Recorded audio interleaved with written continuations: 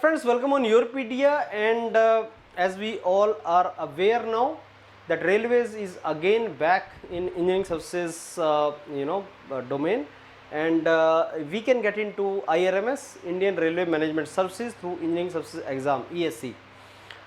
ये चार्म जो रेलवेज़ का है ये पहले कुछ 4-5 साल के लिए रुक गया था, but now students are getting opportunity from 2025 onward to be part of Indian railways as IES officer.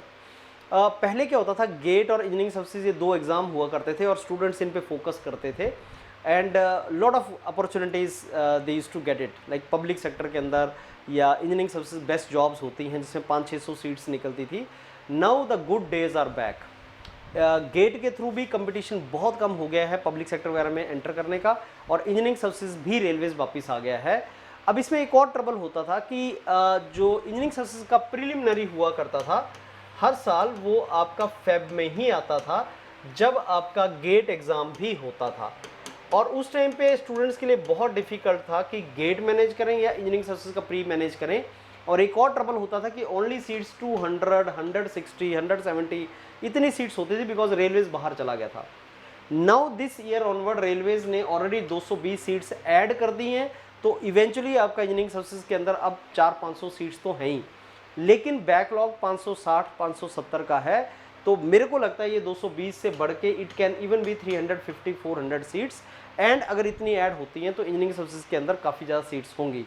And number 2, अभी इंजीनियरिंग सर्विसेज की डेट्स वगैरह फिक्स नहीं हुआ है, क्योंकि अभी भी मेरे ख्याल से चांस मिलेगा बच्चों को फॉर्म भरने का, इसलिए प्रीलिमिनरी का जो इंजीनियरिंग सर्विसेज का प्रीलिमिनरी है वो फेब में हो, ऐसे चांस कम हैं।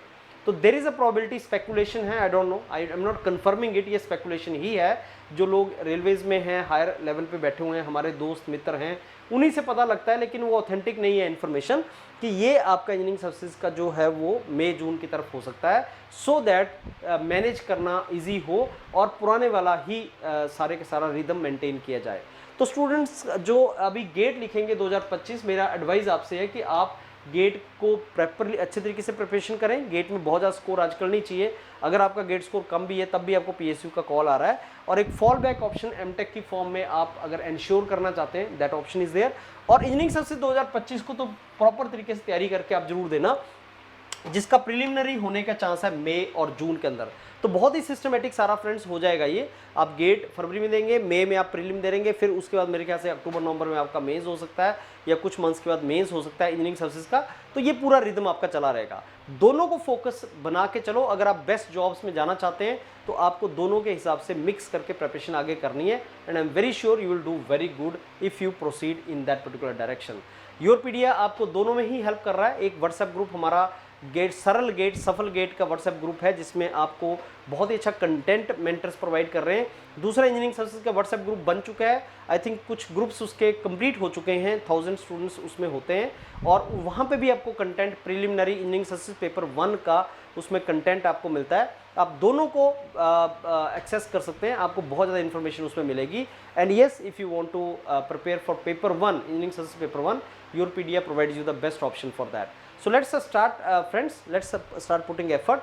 Now things are good for us. They are, well defined for us, and I think we can make a now detailed strategy for our career. All the very best. Thank you.